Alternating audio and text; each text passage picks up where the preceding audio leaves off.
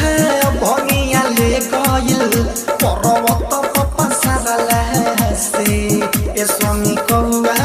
भंगिया ले गइल पर्वत पसारला से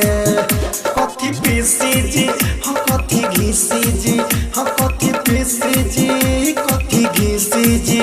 नहीं मिली निहारला से ए स्वामी कौआ भंगिया ले गइल पर्वत पसारला से ए स्वामी कौआ भंगिया ले गइल पर्वत पसारला से तो कथी घिसी जी कथी पीसी जी कथी घिसी जी कथी पीसी जी नहीं मिली निहारला से ए स्वामी कौआ भंगिया ले गइल पर्वत पसारला से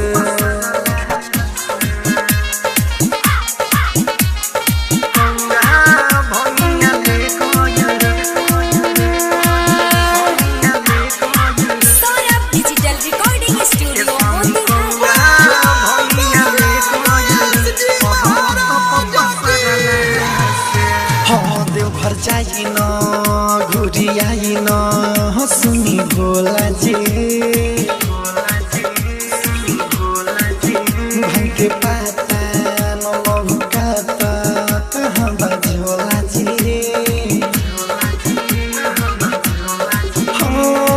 ढाबुर कंवरिया सब भंगिया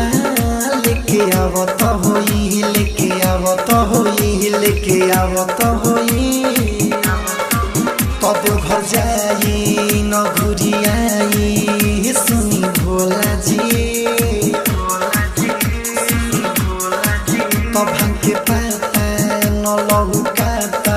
कहाँ बजोला जी ढाबुर कंवरिया सब भंगिया लेके आवत होई लेके आवत होई लेके आवत होई जाके पिली गिराई न झगड़ा से ए स्वामी कौआ भंगिया ले गइल पर्वत पसारला से ए स्वामी कौआ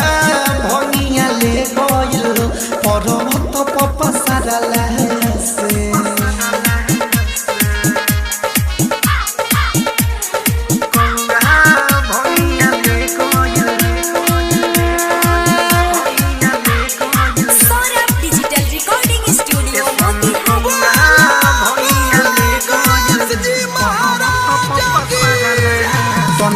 छोरी मुहमोरी नखिसियाई जी तोहलियाई रौगा खाई मेवा मलाई जी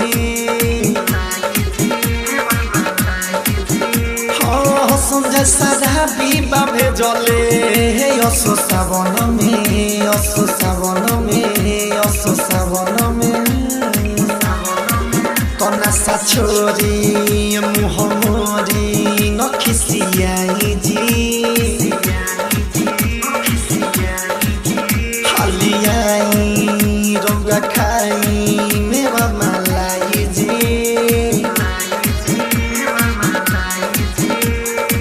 संजय सारा बीबा भेजले